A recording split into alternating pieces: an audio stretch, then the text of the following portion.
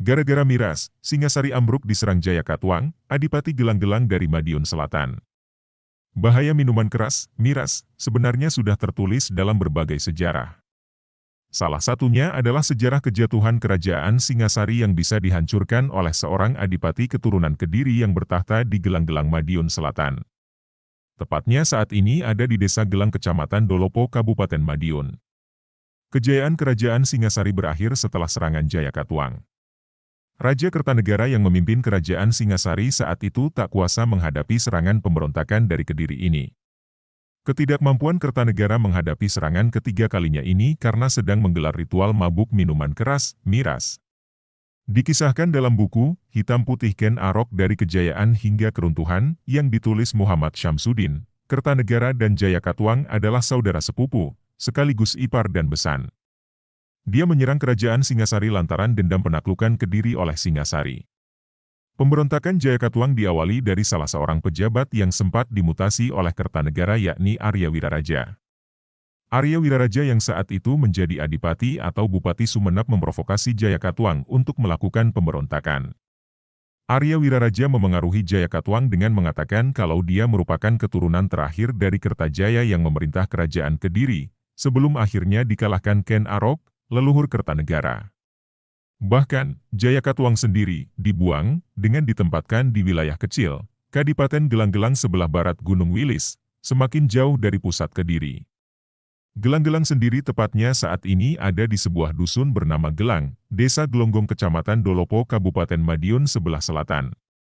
Provokasi Arya Wiraraja ini dilakukan karena ia merasa sakit hati akibat dimutasi menjadi Adipati Sumenep yang membuat dirinya keluar dari istana kerajaan Singasari. Jayakatwang yang terpengaruh pun akhirnya menyusun kekuatan untuk menyerang Kertanegara. Pasukan Jayakatwang saat itu dipimpin oleh Jaran Gu yang bergerak menyerang Singasari dari utara. Sementara Patih Kebo Mundarang dari sisi selatan.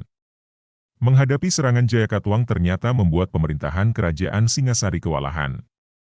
Kekuatan militer kerajaan Singasari disinyalir berkurang jauh lantaran banyak pasukan yang dikirimkan keluar Jawa untuk memperluas kekuasaan.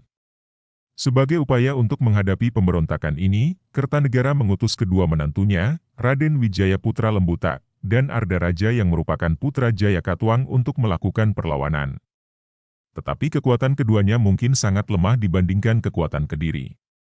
Tak hanya itu, ikatan emosional antara Ardaraja dengan sang ayah Jayakatwang membuat pilihannya tak mungkin berpihak ke Kertanegara. Alhasil, Ardaraja yang seharusnya diutus melawan Kediri, balik menyerang Raja Kertanegara di Singasari. Jayakatwang cukup cerdik dalam mengelola strategi perang. Awalnya, pasukan Jaran Guyang hanya untuk pancingan untuk mengosongkan ibu kota. Dengan kehadiran pasukan Jaran Guyang, maka seluruh pasukan Singasari yang berjaga akan keluar dari istana. Pasukan yang berada di dalam istana pun menjadi kosong. Dengan kekosongan itu, pasukan Patih Kebo Mundarang bisa masuk dari sisi selatan untuk menduduki istana kerajaan Singasari.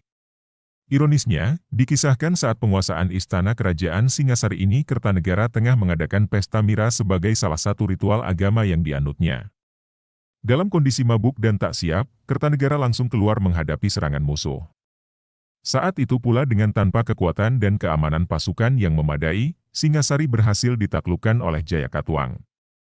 Pemberontakan ini mengakhiri hidup Kertanegara yang tewas dibunuh oleh Jayakatwang, setelah bersekongkol dengan para mantan anak buah Kertanegara seperti Arya Wiraraja, Empu Uraganata, Patih Kebo Anengah, Panji Angragani, dan Wirakreti.